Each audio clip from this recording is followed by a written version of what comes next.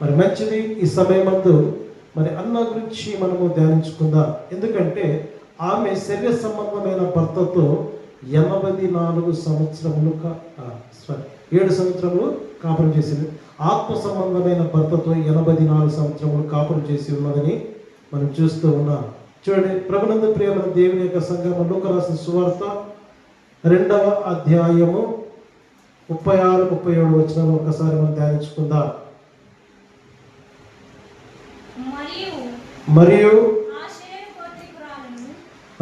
మరియు ఆషేరు గోత్రికురాలు పనిహేలు కుమార్తెయున్న అన్నాను ఒక ప్రవక్తి ఉండెను. ఆమె కన్యత్వము మొదలు 7 ఏళ్ళు పెనుమటితో సంసారము చేసి బహుకాలము గడిచినదై 84 సంవత్సరములు విధవరాలయ్యుండి దేవాలయమును విడవక ఉపవాస ప్రార్థనలతో రేయింపగలు సేవ చేయుచుండెను. ప్రార్థన చేసుకుందాం. పరిశుద్ధుడైన మా తండ్రి, దయగలిగిన మా ప్రభువా, మీ అమూల్యమైన పాదములకు వందనాలు స్తోత్రాలు చెల్లిస్తూ ఉన్నాము నాయన. మరి నా తండ్రి, నీ దాసు కలవలసిలలో మరుగుపరిచి నీ దాసు నోటి మీరు బూరగా ఉండి మాతోనూ అందరితో మీరు మాట్లాడమని, వినగల అర్థం చేసుకునే ఆత్మ జ్ఞానము మాకు దయచేయమని, ఆత్మ మనతో తెరుమని ప్రభువా, పరిశుద్ధాత్మ ద్వారా ప్రతి మాటని దాసు నోటికి మీరు అందించి నైనా మీరు మాట్లాడమని యేసయ్య అతి పరిశుద్ధ నామమున అడిగి పొందుకుంటున్నాం మా తండ్రి, ఆమేన్. హల్లెలూయా. ప్రభునందు ప్రియమైన దేవుని యొక్క సంగమా, ఈమె ఒక ప్రవక్తరాలు. ప్రవక్త పురుషులు ఉన్నారు, ప్రవక్తిని కూడా స్త్రీలో కూడా ఉన్నారు. అయితే ఈమె ఆషేరు గోత్రికురాలు, మరి పనిహేలు కుమార్తె. హల్లెలూయా. అయితే ఈమె కన్యత్వము మొదలు 7 ఏళ్ళు పెనుమటితో సంసారము చేసెను. ఏం చేసిందట? తన భర్తతో, శరీర సంబంధమైన భర్తతో ఎన్ని సంవత్సరాలు కాపురం చేసిందామే? 7 ఏళ్ళు కాపురము చేసింది. అయిన తర్వాత మరి ఏం చేసింది? 84 సంవత్సరములు విధవరాలయ్యుండి ఏం చేసిందట? విధవరాలయ్యుండి దేవాలయం విడవక ఉపవాస ప్రార్థనలతో రేయింపగలు సేవ చుండెను. హల్లెలూయా. ఎవరండి? తన పెన్మిడితో శరీర సంబంధమైన భర్తతో మరి ఆమె 7 సంవత్సరాలు కాపురం చేసింది. ఆమె పెన్మిటి మరి ప్రభులో నిద్రించి ఉన్నప్పుడు ఆమె మరి ఏం చేసింది? దేవుని వదిలేసిందా? మందిరాన్ని వదిలేసిందా? ఏం చేసిందంట ఆమె? మరి ఆమె బహుకాలం గడిచినది. తర్వాత ఏం చేసింది? ఆమె 84 సంవత్సరములంట. చూడండి, శరీర సంబంధమైన భర్త ప్రభులో నిద్రించాడు. ఆత్మ సంబంధమైన భర్త అంటే నిన్ను సృష్టించిన వాడు నీకు భర్త అయి ఉన్నాడని చెప్పి యెషయా గ్రంథము 54 అధ్యాయం 5వ వచనంలో ఒకసారి మనం ధ్యానించుకున్నట్లయితే, యెషయా గ్రంథము 54 అధ్యాయము 5వ వచనం, నిన్ను సృజించిన వాడు నీకు భర్త అయి ఉన్నాడు, సైన్యములకు అధిపతి అగు యెహోవా ఆయనకు పేరు. ఎవరికంటే స్త్రీలకు కాదు, పురుషులకు కూడా ఆయన సృష్టికర్త అయిన దేవుడు ఏమై ఉన్నాడు? భర్త అయి ఉన్నాడు. ఆ భర్త అయిన దేవునితో ఆత్మ సంబంధమైన భర్తతో అంటే తన శరీర సంబంధమైన పెనిమిటితో ఎన్ని సంవత్సరాలు కాపురం చేసిందనే? 7 సంవత్సరాలు కాపురం చేసింది. తర్వాత సృష్టికర్త అయిన ఆత్మ సంబంధమైన భర్తతో అంటే దేవుని యొక్క మందిరంలో అది ఎన్ని సంవత్సరాలు చేసిందండి? 84 సంవత్సరములంట. 1 సంవత్సరం కాదు, 2 సంవత్సరాలు కాదు, 3 సంవత్సరాలు కాదు, 5 సంవత్సరాలు కాదు. అయితే 84 సంవత్సరములు రేయింపగలు ఉపవాసం నుండి సేవ చేసిందంట. హల్లెలూయా. అందుకే ఆమె యొక్క పరిశుద్ధ గ్రంథములో ఆమె పేరు లిఖితములై ఉన్నాయి. హల్లెలూయా.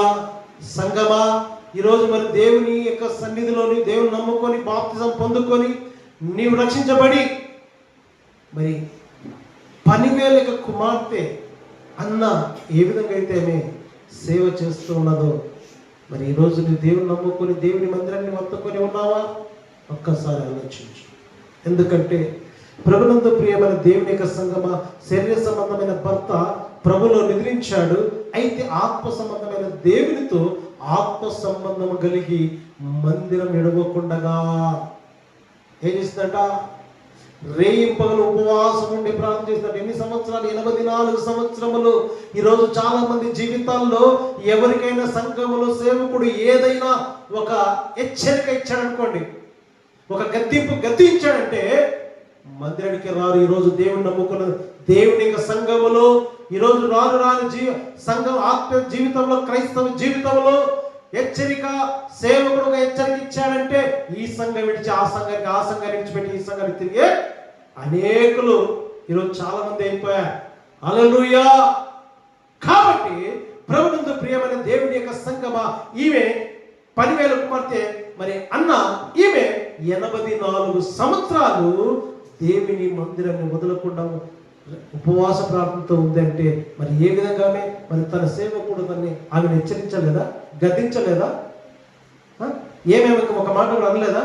అయితే అన్నిటినీ కూడా నీతిమంతుల గద్దింపు ఏమిటంట? తైలాభిషేకం లాంటిదంట. హల్లెలూయా. సేవకుడు గద్దించాడంటే నీ జీవితానికి ఒక తైలాభిషేకం లాంటిది. ఎందుకంటే నీ జీవితాన్ని సరి చేసుకోవడానికే సేవకుడు గద్దిస్తాడు. అవునా కాదు? అందుకే ఈరోజు చాలా మంది ఏం చేస్తున్నారంటే గద్దింపు రాగానే సంఘాలను విడిచిపెట్టి సంఘాలను తిరుగుతేవారు. ఎందుకంటే వారిలో మరి యెహోవా మందిరంలో నాటబడలేరు. కాబట్టి దేవుని మందిరంలో నాటబడితేనే వాళ్ళు ఏ మందిరానికి విడిచిపెట్టి వెళ్ళలేరు. అవునా కాదు? అందుకే ప్రభునందు ప్రియమైన దేవుని యొక్క సంగమ, కీర్తన 92 కీర్తనలు 13వ వచనంలో చూస్తూ ఉన్నట్లయితే, అక్కడ గమనించినట్లయితే యెహోవా మందిరం నాటబడిన వారు మన దేవుని ఆలయంలో వర్ధిల్లుదురంట. కీర్తన 92 కీర్తన 13వ వచనం.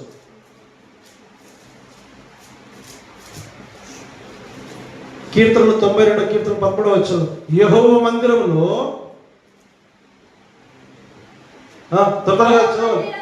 యెహోవా మందిరములో నాటబడిన వారై వారు మన దేవుని ఆవరణములో వర్ధిల్లుదురంట. హల్లెలూయా. ఎప్పుడైతే దేవుని యొక్క మందిరములో నాటబడినప్పుడు అటువంటి వారు వర్ధిల్లుతారు, కానీ దేవుని మందిరంలో నాటబడలేని వారు వర్ధిల్లరు. ప్రభునందు ప్రియమైన దేవుని యొక్క సంగమా, ఎప్పుడైనా మరి పొలాల్లో నారు వేసేవాళ్ళు చూశారు కదా, గమనించారా? నారు నాటినప్పుడు ఆ నారు లోతుగా తన యొక్క వేలు లోతుగా వెళ్ళినప్పుడు మరి అది లోతుకి వెళితే నేను నీళ్ళు ఇచ్చినా అది నారు కొట్టుకుని పోదు. అవునా కాదు? పైగా నారు నాటారనుకోండి, నీళ్లు ఇచ్చామనుకోండి, నీళ్లు కడతా ఉంటారు కదా, ఆ నీళ్లు కట్టే సమయంలో ఆ యొక్క నారు వేరు అనేది పోకుండా పై ఉన్నప్పుడు నీళ్లు విడిచిన వెంటనే ఆ నారు ఏమైపోతుందంటే నీటికి కొట్టుకొని వెళ్ళిపోతూ ఉంటుంది. అవునా కాదా? అయితే దేవుని యొక్క సంఘములో అంటే నీవు లోతైన అనుభవంతో నాటబడిన వారిగా ఉండాలి దేవుని మందిరంలో. ఈరోజు నువ్వు ఆశీర్వదించబడలేదంటే ఏంటి కారణం? ఏంటి నీ వర్తిల్లద కారణం ఏంటంటే నీ జీవితము దేవుని యొక్క మందిరంలో, ఆయన యొక్క మందిరంలో ఆవరణలో నీవు నాటబడలేదని అర్థం. నీ వర్తిల్లాలంటే ఆయన మందిరంలో నాటబడిన వారిగా ఉండాలి. హల్లెలూయా. ఎప్పుడైతే ఆ ఏరు నాటబడినప్పుడు అది లోతుగా వెళ్ళినప్పుడు దాన్ని వేర్లు ఏం చేస్తుందంటే అది లోతుగా వెళ్ళి నీళ్లు ఎంత నీళ్ళు కట్టినా ఆ ఏరు తట్టుకొని నిలబడడానికి సాధ్యమవుతుంది. అవునా కాదా?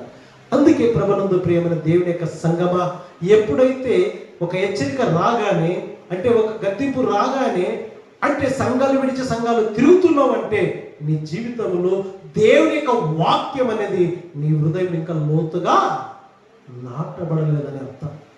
హల్లెలూయా, అవునా కాదు? అందుకే దేవుని యొక్క వాక్యము నీ హృదయంలో లోతుగా నాటబడితే, అంటే దేవుని యొక్క మందిరంలో నీ ఆవుల్లో నాటబడి ఉంటే నీ జీవితం వర్ధిల్లుతుంది. అందుకే చాలా మంది జీవితంలో వర్ధిల్లటం లేదు, ఆశీర్వదించటం లేదు. కారణం ఏమిటంటే వారు వాక్యమును నాటబడలేదని అర్థం. హల్లెలూయా. కాబట్టి ప్రభునందు ప్రియమైన దేవుని యొక్క సంగమా, దేవుని యొక్క సన్నిధిలో మనము ఎప్పుడైతే నాటబడితే ఆయన మనల్ని ముదిమి వచ్చే వరకు ఎత్తుకొని ముద్దాడే దేవుడు ఆయన.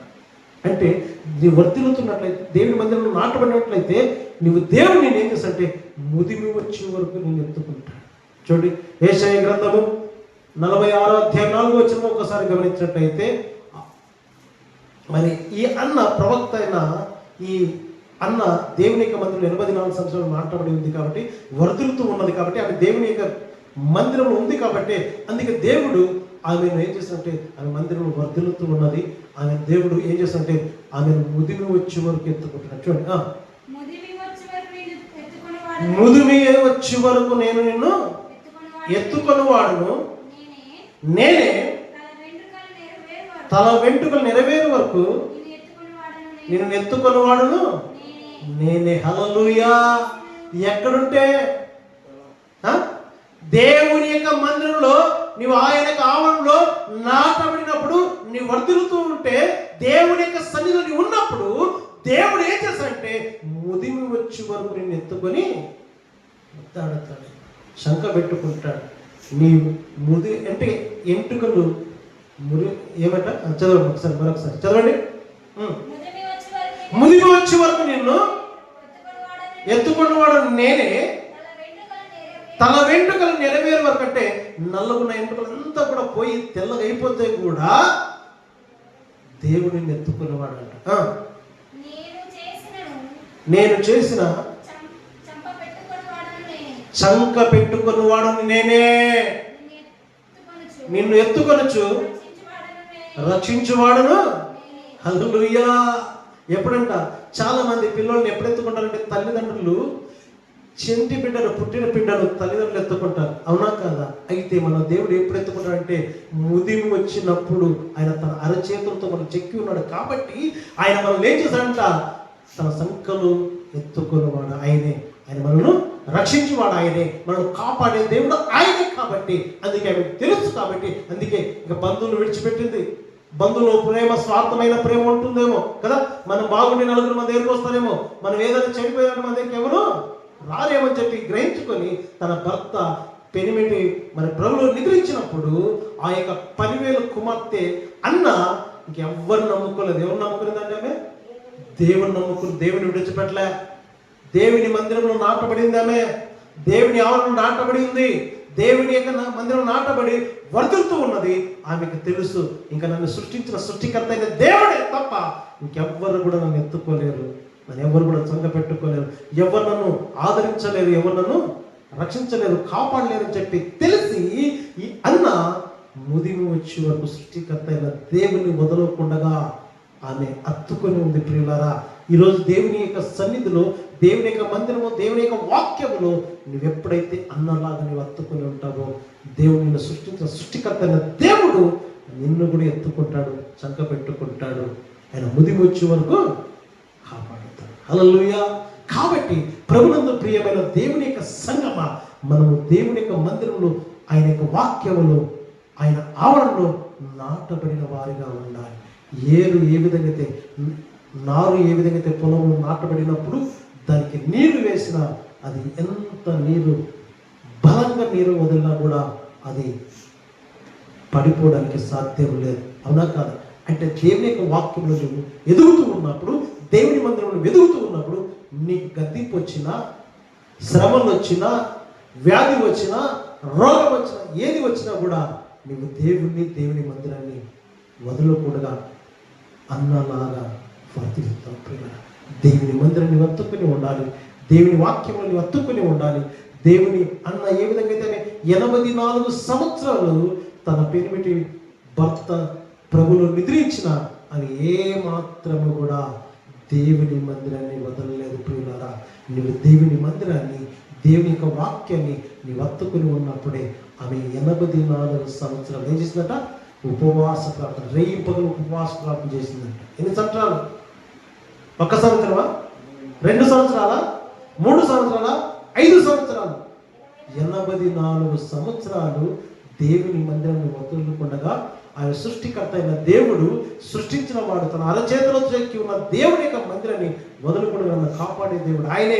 ముది వచ్చే వరకు నన్ను వదలడు, నన్ను తన వెంటకు నెరవేర్చిన కూడా అంటే కూడా ఆమె వదలకుండగా దేవుని మందిరాన్ని హత్తుకున్నది. ప్రియులారా, అందుకే ఆమె పేరు జీవ గ్రంథం, పరిశుద్ధ గ్రంథం అనే పేరు వ్రాయబడింది. ఈరోజు దేవుని ప్రభుని నమ్ముకొని బాప్తిజం తీసుకొని దేవుని వాక్యమును, దేవుని మందిరంలో నువ్వు ఏ విధంగా నాటబడి ఉన్నావు, ఏ విధంగా హత్తుకొని ఉన్నావు దేవుని.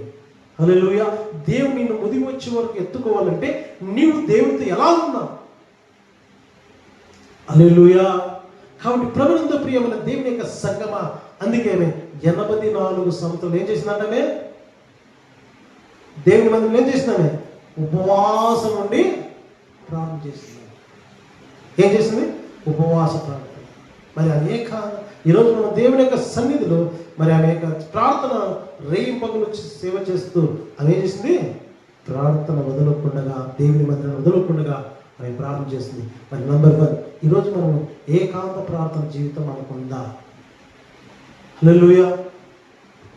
ప్రభునందు ప్రియమైన నంబర్ 1 ఏంటి? ఏకాంత ప్రార్థన జీవితం.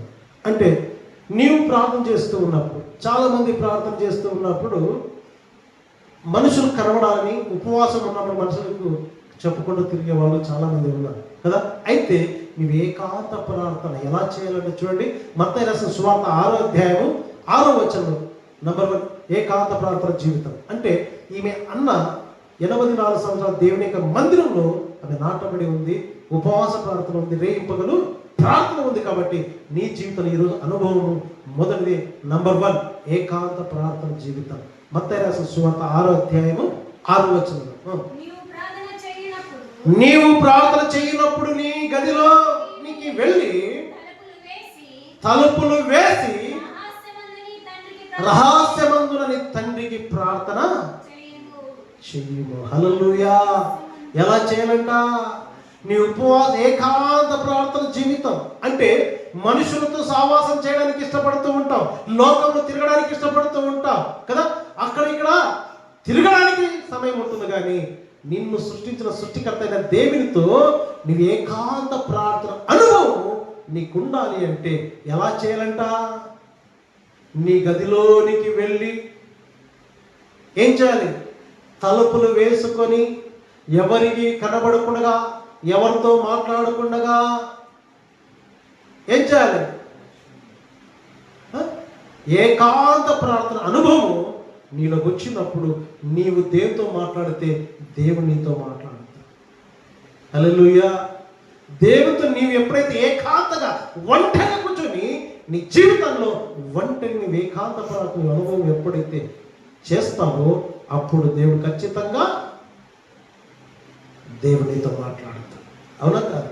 చాలా మంది జీవితంలో ప్రార్థన చేసామంటే చేశారు నామకార్థంగా, 1 నిమిషం, 2 నిమిషాలు, 5 నిమిషాలు కదా. అవునా కాదా? అయితే ఆ ప్రార్థన జవాబు మనకు రాదు. అవునా కాదు? అందుకే శ్రమలు, కష్టాలు, వేదన, బాధలు, అన్ని సమస్యలు, ఇబ్బందులు, ఇరుకులు ఉన్నాయంటే కారణం ఏంటంటే ఏకాంత ప్రార్థన అనుభవం నీలో లేనప్పుడు. నీవు ప్రార్థన చేస్తున్న నీ దేవునితో, సృష్టికర్త అయిన దేవునితో నీవు అన్న ఏ విధంగా అయితే 84 సంవత్సరాలు ఉపవాసం ఉండి ప్రార్థన చేసిందో నీ ప్రార్థన కూడా ఎలా ఉండాలంటే ఏకాంతంగా ఉండాలి. నీ గదిలోనికి వెళ్ళాలి, రహస్యమైన తండ్రితో నువ్వు రహస్యంగా ప్రార్థన చేయాలి, ఎవరికి తెలియకూడదు. చాలా మంది జీవితాల్లో ఏదైనా సీక్రెట్ మాట్లాడాలనుకోండి, ఫోన్ వచ్చింది అనుకోండి, ఒక వ్యక్తితో ఫోన్ మాట్లాడుతున్నప్పుడు ఎవరైనా ఉన్నారంటే వాళ్ళిద్దరికి మాట్లాడతారా? మాట్లాడు. అవునా? ఎందుకు అంటే నీవు మాట్లాడే మాట వాళ్ళకి తెలుస్తుంది అని ఏం చేస్తారు? పక్కకు వెళ్ళి దూరం వెళ్ళిపోయి ఎవరికి కనబడకుండా ఎవరికి వినపడకుండా మాట్లాడే వాళ్ళ అనుభవం చాలా మందికి, అవునా కాదు? అయితే అదేవిధంగా నీ తండ్రితో నీవు రహస్యమందున దేవునితో కూడా నీ తలుపులు వేసుకొని ఏకాంత ప్రార్థన నీవు మాట్లాడాలి. నీవు మాట్లాడుతున్నప్పుడు దేవునితో మాట్లాడాలి. హల్లెలూయా. అప్పుడు నీవు మాట్లాడిన ప్రతి మాటకు దేవుడు ప్రతి ప్రార్థన ఆలకిస్తాడు. కాబట్టి ప్రభునందు ప్రియమైన దేవుని యొక్క సంగమా, అందుకే దేవునితో మాట్లాడాలంటే మరి అబ్రహాము కూడా దేవునితో మాట్లాడుతూ ఉన్నాడు. అబ్రహాము కూడా దేవునితో మాట్లాడుతూ ఉన్నప్పుడు అబ్రహాం యొక్క కంటిలో సారా దేవుని చూసింది. ఎవరిని చూసింది? దేవుని చూసింది. అంటే నీవు మాట్లాడుతున్న దేవునితో నీవు మాట్లాడుతున్న అనుభవం నీలో వచ్చినప్పుడు నీ రూపం మారుతుంది, నీ మనసు మారుతుంది, నీ హృదయం మారుతుంది, నీ తలపు మారుతుంది. నీ ప్రార్థన దేవునితో ఏకాంతం చేసినప్పుడు నీ చుట్టుపక్కల ఉన్న వారికి అర్థమవుతుంది. హల్లెలూయా. అవునా కాదా?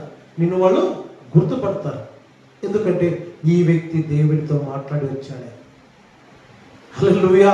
అందుకే ఏకాంత అనుభవం నీలో ఉండాలంటే మనం మాట్లాడేటప్పుడు ఎలా మాట్లాడతామంటే ఫ్రెండ్షిప్తో ఏ విధంగా అయితే మాట్లాడతామో అలా దేవునితో మనం మాట్లాడాలి. మన హృదయాన్ని ఒప్పి మాట్లాడాలి. మన తప్పిదలను ఒప్పుకోవాలి. మన పాపాలను ఒప్పుకొని విడిచిపెట్టడానికి ఆయనతో మన హృదయం తెరిచి ఆయనతో మాట్లాడడం ప్రారంభించాలి. హల్లెలూయా. నువ్వు ఒప్పుకుంటే ఆజ్ఞ అతిక్రమమే పాపాన్ని నువ్వు కప్పుకుంటే నువ్వు ఎప్పటికీ వర్ధిల్లవు. పాపాన్ని విడిచిపెట్టి వారే వర్ధిల్లుతారు. అంటే నువ్వు దేవునితో మాట్లాడుచున్నప్పుడు నువ్వు వర్ధిల్లాలి అంటే నువ్వు హృదయంతో నువ్వు మాట్లాడాలి. మన ఫ్రెండ్స్తో ఏ విధంగా అయితే మాట్లాడతాం ఆ విధంగా మనం మాట్లాడాలి. అందుకే అబ్రహాము దేవునితో ఎలా మాట్లాడుతాడు చూడండి. యాకోబు రాసిన పత్రిక 2వ అధ్యాయం 23వ వచనం. యాకోబు రాసిన పత్రిక 2వ అధ్యాయం 23వ వచనం.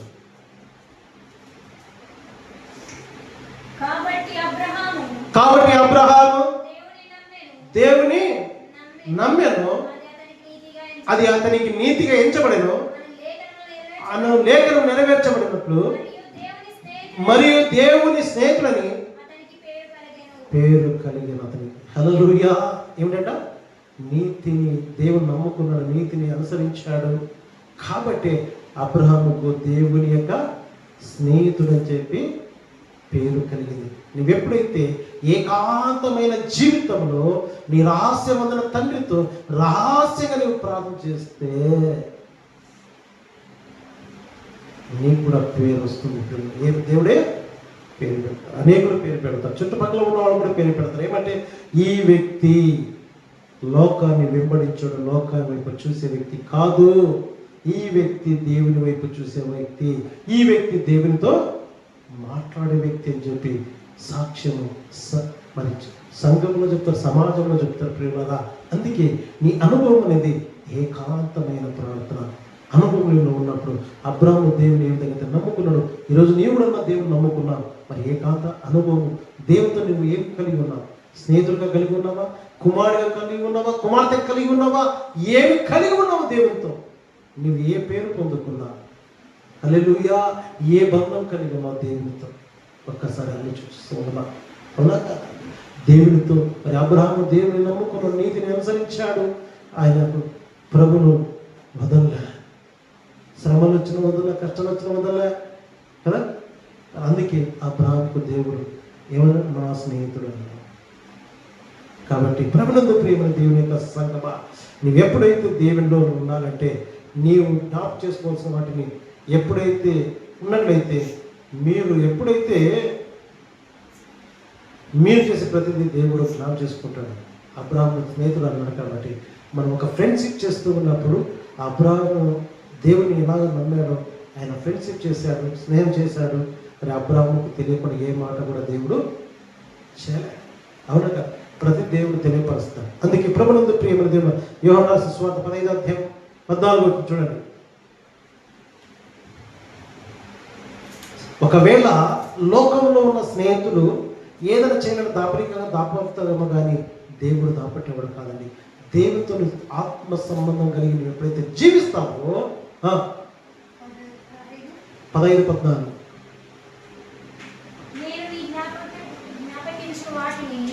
నేను మీకు ఆజ్ఞాపించు వాటిని చేసినడలా మీరు నా స్నేహితులయ్యి ఉందురు. దాసుడు తన యజమానుడు చేసిన దానిని ఎరగడు గనుక ఇంకా మిమ్మును దాసులని పిలువగా స్నేహితులని ఎవరండి పిలుస్తున్నది అంటే నేను మీకు ఆజ్ఞాపించిన వాటిని చేసినడలా. ఏం చేసినట్టే ఏం చేయాలి అంటే దేవుడికి విడిచిపెట్టి మన ఇష్టానుసారంగా బ్రతికితే, ఇష్టానుసారంగా జీవిస్తే, ఇష్టానుసారంగా తిరిగితే మరి దేవుడు మనకు ఆజ్ఞాపించింది ఏంటి? 6 రోజులు కష్టపడి 7వ దినము నా వ్రత దేవుడు నా సన్నిధికి రండి, నన్ను ఆరాధించండి, నన్ను స్తుతించండి అని చెప్పి అన్నాడు. అయితే దేవుడిని ఆరాధించకపోతే ఆజ్ఞ అతిక్రమమే పాపం, అవునా కాదు? అందుకే ఏకాంత ప్రార్థన అనుభవము దేవుడితో కృపను పొందుకోలేక ఆశీర్వాదం పొందుకోలేకపోతున్నారంటే కారణం ఏంటంటే దేవుడు చేసేది ప్రతిదీ అంటే నేను మీకు ఆజ్ఞాపించిన వాటిని చేసినలా దేవుడు ఏదైతే ఆజ్ఞాపించాడు, దేవుడు ఏదైతే చేయమన్నాడు, దేవుడి సన్నిధికి ఎప్పుడైతే రమ్మన్నాడు, దేవుడు ఏం మాట్లాడమన్నాడు, ఏం మాట్లాడాలి అనేది మనం నేర్చుకున్నప్పుడే, వాటిని అనుభవించినప్పుడే దేవుడు మనతో కూడా దాపరికంగా దేవుడు ఎప్పుడు ఉన్నాడండి. ఆయన ఏం చేస్తాడో అది చేసేదాన్ని తెలియపరుస్తాడు, అవునా కాదా? మరి అబ్రాహాము దేవుడిని నమ్ముకున్నాడు, అబ్రాహాము దేవునితో అత్తుకుని ఉన్నాడు, అబ్రాహాము దేవుని విడవలేదు, అబ్రాహాముకు దేవుడు స్నేహితుడుగా ఉన్నాడు. కాబట్టి అబ్రాహాముకు దేవుడు సొదొమ గొమొర్రా పట్టణము పాపంతో నిండిపోయిందని చెప్పి తెలిసినప్పుడు దేవుడు మరి అబ్రాహాము ఏం చేశాడు? దేవుడు అబ్రాహాము పిలిచి చెప్పాడు, అబ్రాహామా, సొదొమ గొమొర్రా పట్టణం నా దృష్టిలో చాలా ఘోరమైంది, పాపమైంది, కాబట్టి అందుకే నేను నాశనం చేశానని చెప్తే అబ్రాహాము తెగించి మాట్లాడాడు దేవుడితో, అవునా? స్నేహము ఫ్రెండ్షిప్ చేస్తూ ఉంటే ఒక ఫ్రెండ్షిప్ ఏదైనా చేయబోతున్నప్పుడు చెప్పుతున్నప్పుడు ఫ్రెండ్షిప్ అయ్యగలిగితేనే కదా మాట్లాడగలుగుతాం, అవునా కదా? మరి అబ్రాహాం అన్నాడు, ప్రభువా, అక్కడ 50 మంది నీతిమంతులు ఉన్నారేమో, ఆ 50 మంది నీతిమంతులను బట్టి నీవు ఆ పట్టణం అంతా నాశనం చేస్తావా? సరే చూపించు అన్నాడు. అబ్రాహాంకి అనుమానం వచ్చింది కదా, అబ్రాహాంకి డౌట్ వచ్చింది. ఒకవేళ ప్రభువా 50 మంది లేకపోతే 40 మంది ఉన్నారేమో, సరే చూపించు అన్నాడు. 40 మంది కూడా లేరేమో, మరి డౌట్ వచ్చింది అబ్రాహాంకి. అయ్యో ఎక్కడ పోయింది, ఎందుకు వచ్చింది? ఒకవేళ 50 మంది లేకపోతే 40 మంది ఉండొచ్చు, 40 మంది కూడా లేకపోతే ఒకవేళ 40 మంది కూడా లేరేమో, ప్రభువా ఒకవేళ 40 మంది లేకపోతే ఇక్కడ 30 మంది ఉన్నారేమో, సరే చూపించాలన్నాడు కదా. మరి 40 మంది లేదు, 30 మంది లేదు, 20 మంది లేరు, 10 మంది కూడా లేరు అక్కడ. హల్లెలూయా, అవునా కాదు? అందుకే బైబిల్ అంటది, ఎవరు కూడా నీతిమంతులు కాదు, అందరూ పాపులే అంట. అందుకే పరిశుద్ధులు ఎవరు లేరు. అందుకే ఎప్పుడైతే సొదొమ గొమొర్రా దేవుడు అబ్రాహాముకు తెలియపరచు, ఎందుకంటే అబ్రాహాము నమ్ముకున్నాడు కాబట్టి, అబ్రాహాము దేవుడికి స్నేహితుడు అయ్యాడు కాబట్టి అబ్రాహాముకు దేవుడు ఏదైతే చేయబోతాడు అంటే మనం దేవునితో ఎప్పుడైతే మాట్లాడుచున్నప్పుడు దేవుడు చేయబోయే కార్యాలు, ప్రతి కార్యాలు మనతో మాట్లాడతాడు, మనతో తెలియపరుస్తాడు. హల్లెలూయా, అవునా కాదు? అందుకే దేవుడు అన్నాడు, అబ్రాహాము చెప్తుంటే, ప్రభువా మరి నేను అబ్రాహాం ఏమంటాడు, నేను ధూళిని, నేను దుమ్ముని, అయితే దేవుడితో తెగించి మాట్లాడని చెప్పి అనుకున్నాను. కానీ లోతు కుటుంబం తన సహోదరుని కుమారుని కుటుంబాన్ని అంటే ఉన్నారు కాబట్టి దేవుడు అబ్రాహాము ఆ కుటుంబాన్ని రక్షించుకోమన్నాడు, అవునా కదా? దేవుడు అబ్రాహాంతో మాట్లాడుతున్నందుకు, అబ్రాహాంతో స్నేహం చేసినందుకు మరి అబ్రాహాం వల్లే లోతు కుటుంబము రక్షించబడింది. ప్రియులారా, ఈరోజు నువ్వు దేవుడి సంబంధం కలిగి ఆయనతో నీవు ప్రార్థన చేస్తూ ఉన్నప్పుడు, ఆయనతో నీవు మాట్లాడుచున్నప్పుడు నిన్ను బట్టి నీ స్నేహితులు కావచ్చు, నీ బంధువులు కావచ్చు, నశించి వాళ్ళు ఇబ్బంది ఇరుకులో ఉన్న వారిని విడిపించడానికి దేవుడు నీవు మాట్లాడుతున్నప్పుడు దేవునితో మాట్లాడతాడేమో, అవునా కాదు? మరి నీ స్నేహితులు ఉన్నారు, నీ బంధువులు ఉన్నారేమో, ఇబ్బంది వస్తుందో, కష్టాలు వస్తుందేమో, మరి ఆపదలు ఉన్నాయేమో, రోగం ఉందేమో, బాధలు ఉన్నాయేమో, వారి నీ వల్ల దేవుడు వాళ్ళని విడిపించడానికి అబ్రాహాము వలె లోతు కుటుంబం ఏ విధంగా రక్షించిందో ఈరోజు నీవు కూడా దేవుడితో ఏకాంతంగా ప్రార్థిస్తూ ఉన్నప్పుడు, దేవుడితో సత్య సంబంధం కలిగి జీవిస్తూ ఉన్నప్పుడు దేవుడు అబ్రాహాముతో మాట్లాడిన దేవుడు నీతో కూడా మాట్లాడతాడు. ఆయన చేసేది ఏది కూడా దాపరికంగా ఉంచడు కూడా. ఆయన దేవుడితో ఎప్పుడైతే మీరు సత్య సంబంధం కలిగి ఉన్నప్పుడు దాసుడు కాదు, కుమారుడుగా, కుమార్తెగా దేవుడు అంగీకరిస్తాడు. ప్రియులారా, మన కుటుంబంలో మనం ఏది చేయాలనుకున్నా, మన పిల్లలతో, మనం భార్య పిల్లలతో కావచ్చు, మనం ఏది కూడా ఏదైనా చేయాలనుకున్నా ఒక సంభాషణ చేసుకుంటాం కదా, ఒక మాట్లాడుకుంటాం, మాట్లాడుకుని ముందుకు చేయడానికి ఇష్టపడుతుంటాం. ఆ విధంగా దేవుడితో కూడా ఏకాంత ప్రార్థన అనుభవం ఉన్నప్పుడు దేవుడు చేయబోయే ప్రతిదీ నీతో దేవుడు మాట్లాడుతాడు. హల్లెలూయా. ప్రభునందు ప్రియమైన దేవుడు కదా, దేవుడు మాట్లాడుతున్నప్పుడు మరి దేవుడు ఏది చేయాలన్నా కూడా ఇంకా ఎలా అన్నాడు. అందుకే ఆదికాండం 17 చూడండి.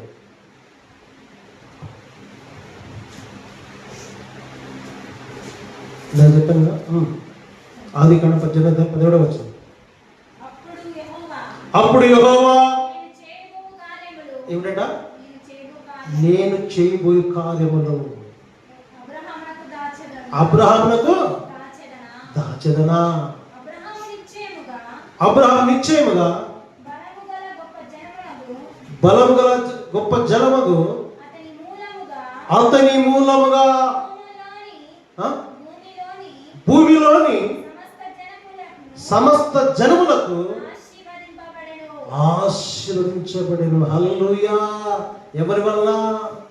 అబ్రహాము దేవుడితో స్నేహం చేయడం వల్ల, అబ్రహాము దేవుడితో ప్రార్థన చేయడం వల్ల, అబ్రహాము దేవుడితో ఏకాంత జీవించడం వల్ల ఆయన వలన భూమి మీద ఉన్న సమస్త జనులకు అబ్రహాము వల్ల ఆశీర్వాదము కలిగింది. ఈరోజు నువ్వు దేవుడు నమ్ముకొని దేవుని సన్నిధిలో నీ బాప్తిసం పొందుకొని నీ ప్రార్థన చేస్తూ ఉన్నప్పుడు నీ వల్ల, నీ ఏకాంత ప్రార్థన వల్ల ఈరోజు ఎంతమంది ఆశీర్వదించబడుతున్నారు? నీ కుటుంబంలో ఆశీర్వదించబడుతుందా? నీ కుటుంబంలో రక్షించబడుతున్నారా? నీ కుటుంబంలో రక్షణ పొందుకుంటున్నారా? ఒక్కసారి ఆలోచించు సంగమా. హల్లెలూయా. అందుకే అబ్రహాము వలె ఏకాంత ప్రార్థన అంటే దేవునితో ప్రార్థించినప్పుడే అబ్రహాము వల్ల ఏ విధంగా అయితే భూమి మీద సమస్త జనులు ఆశీర్వించబడ్డారు, ఈరోజు నిన్ను బట్టి ఆశీర్వించబడే వారు ఉన్నారు. హల్లెలూయా. అది ప్రభునందు ప్రియమైన దేవుని యొక్క సంగమా, నిజంగా చెప్తున్నాను. మరి నేను ఎంతో మందికి ప్రార్థన చేసినప్పుడు దీన స్థితిలో ఉన్నవారు ఈరోజు ఆశీర్వదించబడిన వారు ఎంతోమంది ఉన్నారు. హల్లెలూయా. మరి మొట్టమొదటిగా వీరేష్ వాళ్ళ ఇంటికి వెళ్ళినప్పుడు, సురేఖ వాళ్ళ ఇంటికి వెళ్ళినప్పుడు, వారు ప్రభు యొక్క సువార్తను చెప్పడానికి వెళ్ళినప్పుడు వాళ్ళ ఇంటిలో మరి కరెంట్ లేదు. ఆ రోజు వాళ్ళ ఇంట్లో దీపాలు అంటించి ఎక్కడ చూస్తే అక్కడ ఎలా ఉందంటే పొగ నిండిపోయి మసి మొత్తం ఇల్లు, అక్కడ కూర్చోలేక నీళ్ళు కూడా తాగు అలాంటి స్థితిలో వాళ్ళు ఉన్నారు. అలాంటి స్థితిలో ఉండి వాళ్ళు పని చేస్తూ కూలి పని చేసుకుంటూ ఆ రోజులో వాళ్ళకి సైకిల్లో తిరిగే వ్యక్తులు. హల్లెలూయా. అలాంటి వ్యక్తులను ఎప్పుడైతే దేవుని సన్నిధికి వాక్యాన్ని వాళ్ళకు తెలియపరిచి వాళ్ళు దేవుని యొక్క సత్యాలు నడిపించిన తర్వాత దేవుడు వాళ్ళ అంచెలంచెలను ఆశీర్వదించుకుంటూ వచ్చారు. మరి వాళ్ళు ఇల్లు కట్టుకున్న తర్వాత వాళ్ళు ఈరోజు ఒక దగ్గర కూలి పని చేసే వ్యక్తి ఈరోజు సొంత పని చేసుకుంటూ బయటలో తిరుగుతున్న కారణం ఏంటంటే ప్రార్థించడం వల్ల. వీరేషిగా అనేకులు ఎంతోమంది ఈరోజు చాలామంది ప్రార్థించినప్పుడు ఎంతోమంది హైదరాబాద్ పట్టణంలో కూడా ఎంతోమంది దీనస్థితిలో ఉన్న వారు ఈరోజు చాలామంది ఆశీర్వదించబడ్డారు. కారణం ఏంటంటే దేవునితో మనం సావాసం చేసి మనం ప్రార్థన చేస్తున్నప్పుడు ఆయనతో మనం ఎప్పుడైతే ఏకాంత ప్రార్థన అనుభవిస్తున్నప్పుడు మన ద్వారా అనేకులు దీవించబడ్డారు. అబ్రహాము ద్వారా భూలోకంలో అనేక జనులు ఆశీర్వదించబడ్డారు. కారణం ఏంటంటే అబ్రహాము దేవునితో ఏకాంత ప్రార్థన చేశారు కాబట్టి. హల్లెలూయా. ప్రభునందు ప్రియమైన దేవుని యొక్క సంగమా. అదేవిధంగా ఆదికాండం 17:22 దేవుడు అబ్రహాముతో మాట్లాడిన చాలించిన తర్వాత అతని యొద్ద నుండి పరమునకు వెళ్ళాను. హల్లెలూయా. చూడండి, ఆదికాండం 17:22 దేవుడు అబ్రహాముతో మాట్లాడిన చాలించిన తర్వాత అతని యొద్ద నుండి పరమునకు వెళ్ళాను. హల్లెలూయా. అబ్రహాము తన కుమారుడైన ఇస్సాకును ఇస్మాయేలును తన ఇంట పుట్టిన వారందరినీ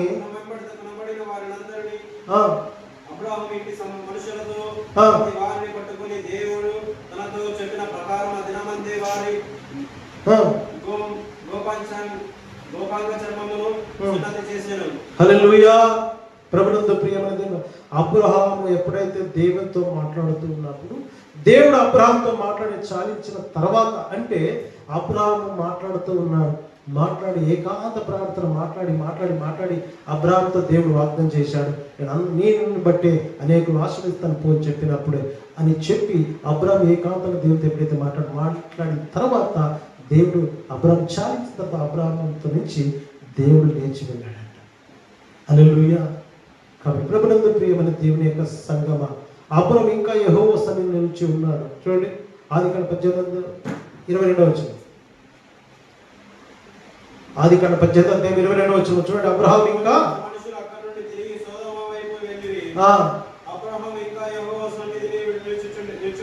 హల్లెలూయా ఏం చేశాడు?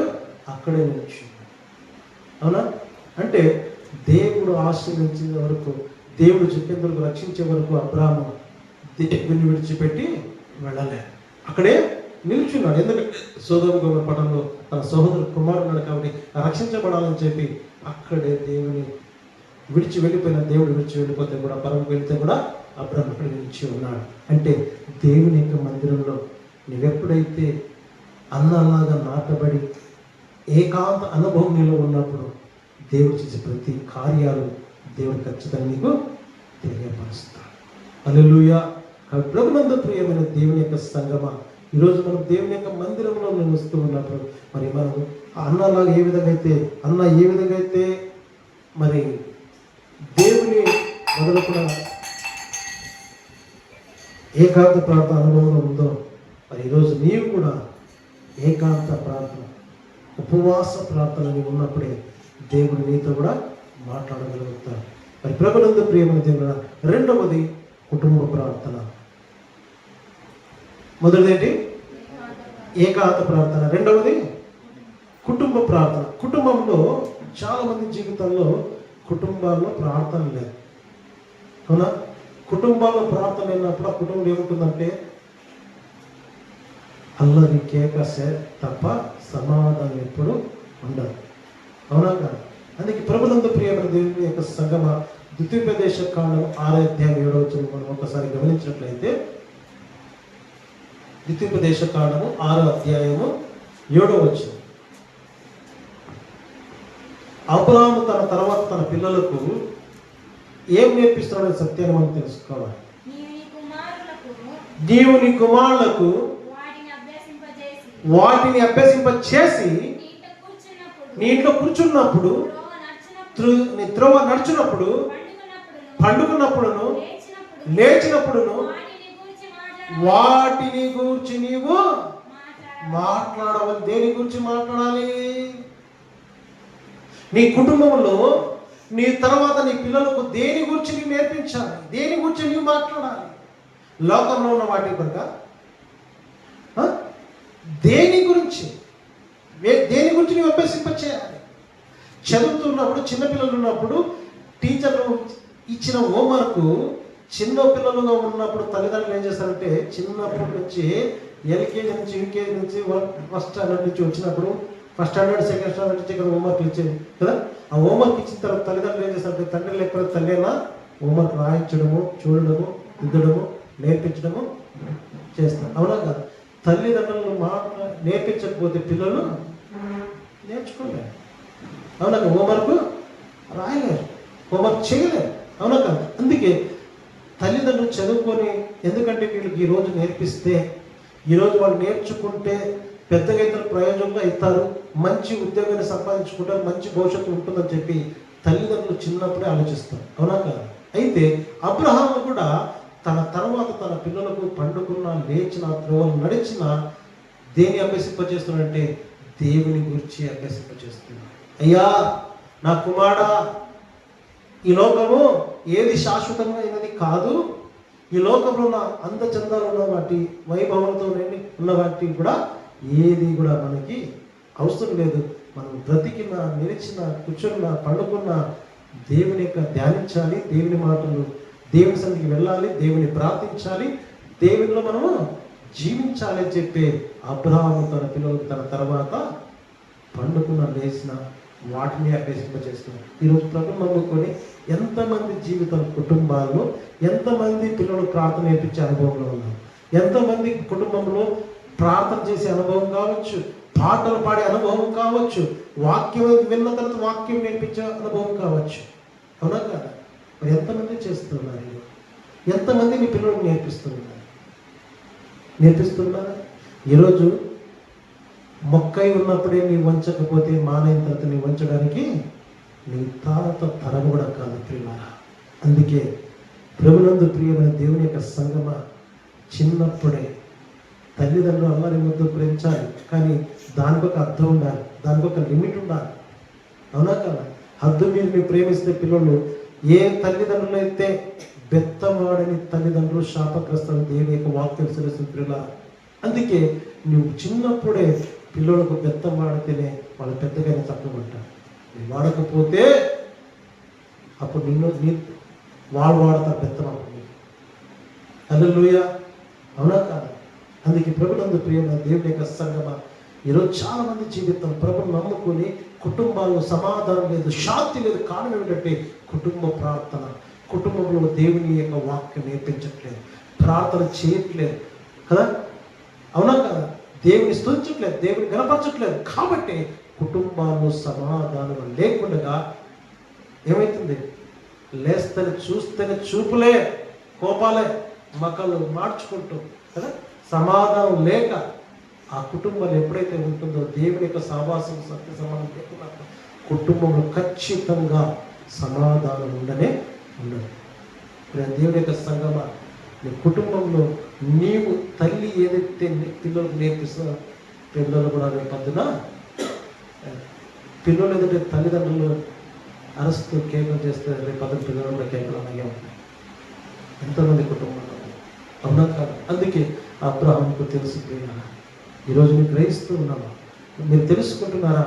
అబ్రహాం ఏ విధంగా తన తర్వాత తన పిల్లలకు నేర్పిస్తున్న సత్యం నువ్వు తెలుసుకోండి. హల్లెలూయా.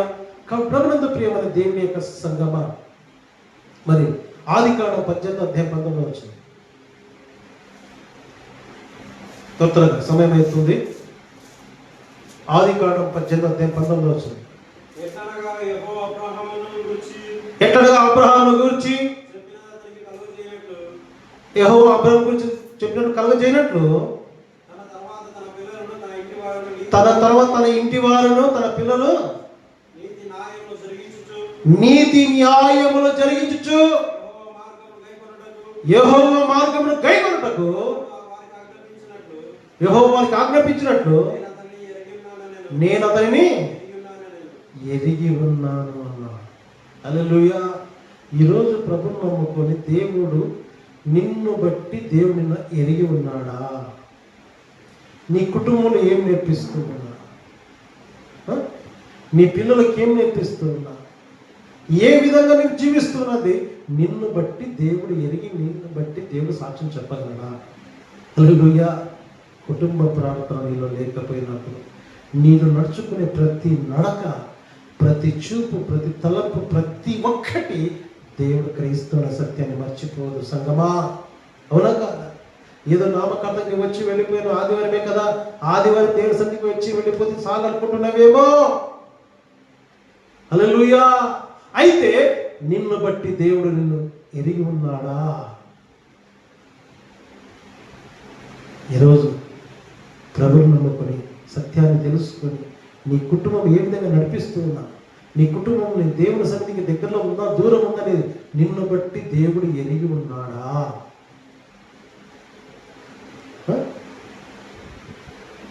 తింటివ బస్సు అంటే తిండిన తల ఊపేది కాదు, ఉంటినంటే ఉంటిన బస్సు అని చెప్తే తల ఊపేది కాదు. దేవుని సన్నిధికి వచ్చినప్పుడు, దేవుని మందిరానికి వచ్చినప్పుడు దేవుని వాక్యం నీలో నీవు వర్ధిల్లుతున్నావు అంటే దేవుని వాక్యం నీలో ఉన్నప్పుడే వర్ధిల్లుతావు. నీ కుటుంబంలో దేవుని వాక్యం ఉన్నప్పుడే వర్ధిల్లుతావు. నీ కుటుంబంలో దేవుని యొక్క మాటలు నువ్వు నేర్పిస్తున్నప్పుడే నీ కుటుంబం వర్ధిల్లుతుంది. హల్లెలూయా. అవునా కాదా? అలా కాదు, నీ వర్ధిల్లాలంటే ఎలా వర్ధిల్లుతావు? అందుకే అబ్రహామును బట్టి దేవుడు ఎరిగి ఉన్నాడంట. అబ్రహాము బట్టి దేవుడు సాక్ష్యం చెప్తున్నాడు. పిల్లలా, ఈరోజు నిన్ను బట్టి దేవుడు ఏం సాక్ష్యం చెప్తున్నాడు?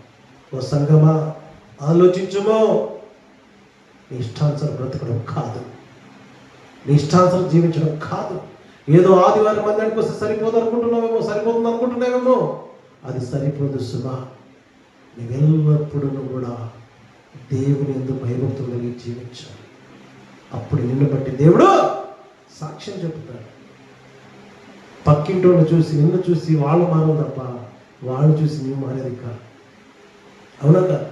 ముసలమ్మ ముచ్చట్లో ప్రతి వ్యక్తితో నీవు మాట్లాడుచున్నప్పుడు నీ మాట దేవుని గురించి ఉండాలి, దేవుని గురించి ఉండాలి. అప్పుడే నిన్ను బట్టి దేవుడు ఎరిగి ఉంటాడు, సాక్ష్యం చెప్పగలుగుతాడు. హల్లెలూయా.